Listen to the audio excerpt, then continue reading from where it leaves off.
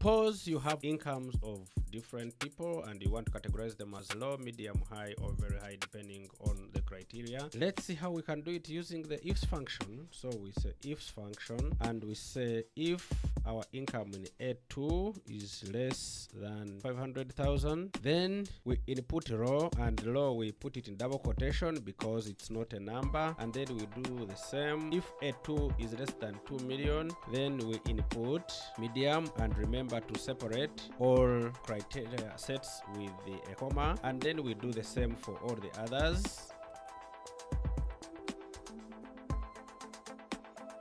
Then finally, when we are closing, we say that if A2 is greater or equal to 5 million, then we input very high, and then we close the quotation, close the comma, close the bracket, press enter. So that's how we use the ifs function, and then we scroll down, and then we have all our incomes categorized. I hope you enjoy the lesson and you'll practice and be able to get it right.